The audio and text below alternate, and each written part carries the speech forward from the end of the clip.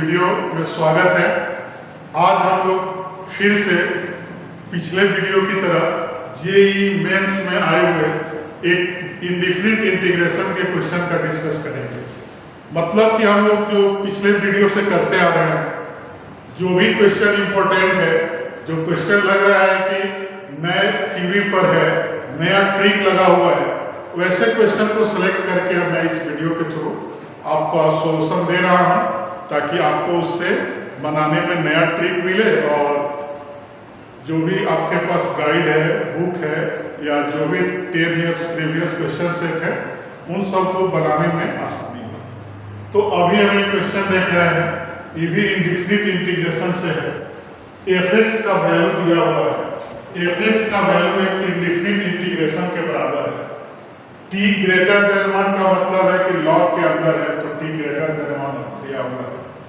f of e power pi by 2 का value है और f of e power pi by 4 का value alpha से के प्रोडक्ट में है। तो पूछ रहा है कि अल्फा का वैल्यू क्या होगा। तो मैं इसमें पहले भी आप लोगों को बता चुका हूं कि इसमें 60% काम हम लोग इंटीग्रेशन का करते हैं। तो सबसे पहला काम हम लोग करेंगे कि जो भी इंडेफिनिट इंटीग्रेशन है उसको पहले हम लोग सॉल्व कर लें और सॉल्व करने के बाद जो भी वैल्यू होगा उसको पुट करेंगे। ठीक है, तो यहाँ t के फॉर्म में दिया है, तो लगता है कि क्वेश्चन में बेस्ड होगा कि f ऑफ t ही ले लें। ठीक है, कि x के फॉर्म में नहीं है, t के फॉर्म में लिखा है, यहाँ f ऑफ x लिख दिया गया था, तो हमने f ऑफ t कर दिया उसको। अब यहाँ देख रहे हैं कि साइन के अंदर एंगल में log t है, कॉस में भी log t है। तो हम लोग इंडेफिनिट इंटीग्रेशन में जानते हैं कि जो ट्रिगोनोमेट्रिकल फंक्शन का एंगल होता है, जनरली उसको हम लोग कुछ मान लेते हैं। तो पुटिंग कर देंगे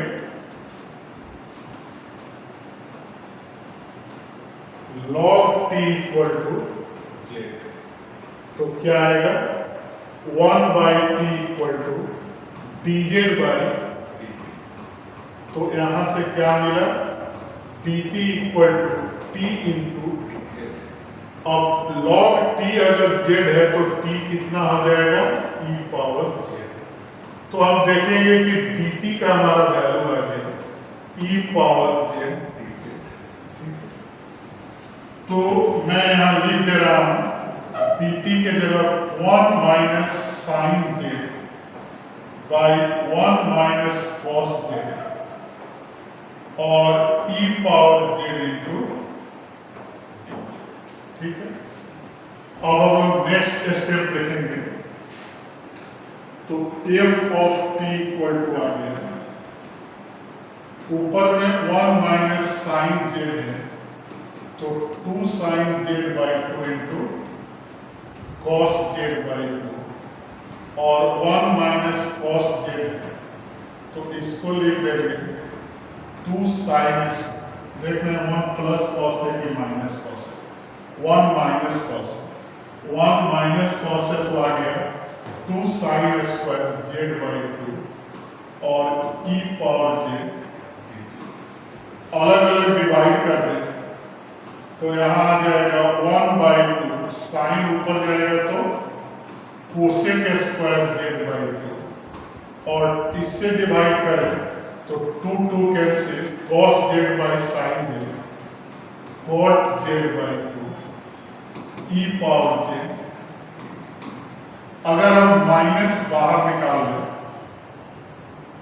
चाहे माइनस नहीं भी निकालें, नहीं माइनस बाहर निकाल लेंगे, आसानी हो जाएगी। इसमें हम क्या देख रहे हैं कि कॉट का डिफरेंशिएशन कोसेक स्क्वायर रहता है, इसीलिए मैंने माइनस कॉमन ले लिया। तो minus half cosec square z by 2 into E power z dz। अब यहां से एक टर्म में और कर रहा हूं फंक्शन और उसका डिफरेंशिएशन, तो ez पहले कर दिए, फंक्शन कितना मैंने लिख दिया cot z/2 और इसका डिफरेंशिएशन लिख दिया -12 कोसेक स्क्वायर z/2। तो हम यहाँ देख रहे हैं कि इसका फॉर्मूला होता है e power z f of z plus f dash z अगर हो तो इसका डायरेक्ट आंसर हम लोग लिखते हैं Ez f of z plus k। ठीक है, तो यहां से हमारा कितना आंसर आ गया f ऑफ t का वैल्यू आ गया माइनस, तो बाहर निकाले हैं और f ऑफ z की जगह कितना आ जाएगा cot z/2 प्लस। अब हम क्या करें कि z का वैल्यू पुट कर दें, तो हम z का वैल्यू देख रहे हैं कि z किसको माने थे log t को माने थे और यहाँ भी कितना आ गया cot log t/2 प्लस। अब देखेंगे कि e का पावर log t है तो एक्सपोनेंशियल और लॉगरिथमिक का फॉर्मूला देखें तो हमारा f t का वैल्यू आ गया e और e सेम है तो वैल्यू खाली t होगा, तो माइनस t cot के अंदर log t/2 प्लस। तो इसको हमने एक नंबर इक्वेशन ले लिया। अब हम आगे देखेंगे कि f of e power π/2 minus e power π/2 है, तो इसमें अगर हम वैल्यू पुट कर दें लिख देंगे कि here f of e power π/2 equal to minus of e power π/2। तो फ्रॉम 1 से कितना आएगा f ऑफ t के जगह क्या लिख दें e पावर π/2, तो माइनस t कितना आ जाएगा और cot के अंदर कितना है log of e power π/2 plus. ठीक है, तो इसका वैल्यू मैंने प्रूव कर दिया और यहाँ क्या लिख दिया e पावर π/2, e और e सेम है तो बताया कि π/2 ही बचेगा, तो यहाँ से हमें क्या मिला माइनस e पावर π/2 का आधा कितना हो जाएगा π/4। तो अब हम देख रहे हैं माइनस e π/2 cot π/4 का वैल्यू पता है कि 1 होता है, तो यहाँ से ये 0 आ गया। तो फ्रॉम 1 में अगर हम k का वैल्यू पुट करें तो कहेंगे कि f ऑफ t जो होगा minus t cot of log t/2 आ गया, तो f ऑफ t का वैल्यू आ गया। अब हम एक नेक्स्ट इंफॉर्मेशन देखेंगे कि f ऑफ e π/4 क्या है। तो हम देख रहे हैं कि f ऑफ e π/4 जो है again f of e π/4 alpha into e power π/4 और ये हमारा जो ft का वैल्यू अभी हम देखें आया है माइनस t और कितना है तो देख लें पीछे से minus t cot log t/, तो minus t cot log t/। अब हम t के जगह कितना रख दें e पावर π/, तो हमारा वैल्यू कितना आ गया e power π/4 cot log e फिर e पावर π/4। तो यहाँ में बताया कि सीधे π/4 ही बचेगा, क्योंकि log का प्रॉपर्टी है कि log e और e 1 हो जाएगा, π/4 आगे आ जाएगा। तो माइनस e पावर π/4 cot θ/2 हमने लिख दिया और cot θ/2 का फॉर्मूला हमें पता है 1 plus cos theta by sine theta. ठीक है, cot θ/2 का फॉर्मूला होता है 1 plus cos theta by sine theta.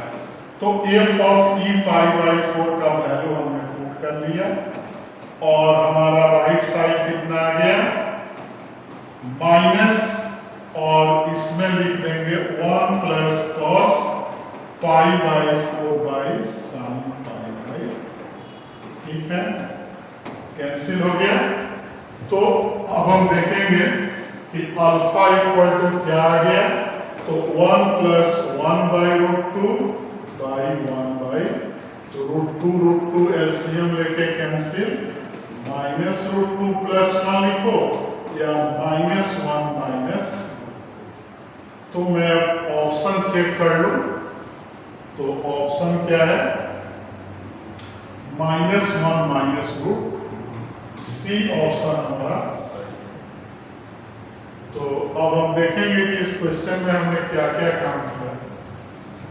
तो इस क्वेश्चन में सबसे पहले जो f ऑफ t में दिया हुआ था, तो log t का वैल्यू हमने पुट किया और log t का वैल्यू पुट करके हमने इंडेफिनिट इंटीग्रल निकाला। उसके बाद जो पहला इंफॉर्मेशन था f of e pi by 2, उसके यूज से हमने k का वैल्यू 0 निकाला।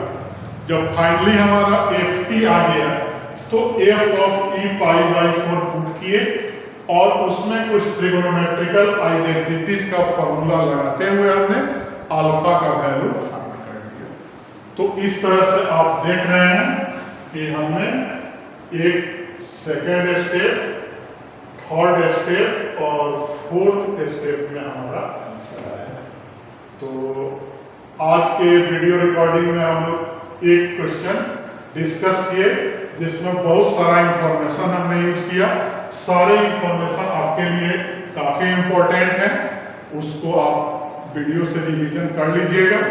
और अगर ऑफलाइन क्लास हमारा ज्वाइन करना चाहते हैं तो इस नंबर पे आप कांटेक्ट कर सकते हैं 8809415516, ठीक है। ये हमारे ऑफलाइन क्लास के लिए इस पर सारा इंफॉर्मेशन आपको मिल जाएगा। तो तब तक के लिए थैंक यू।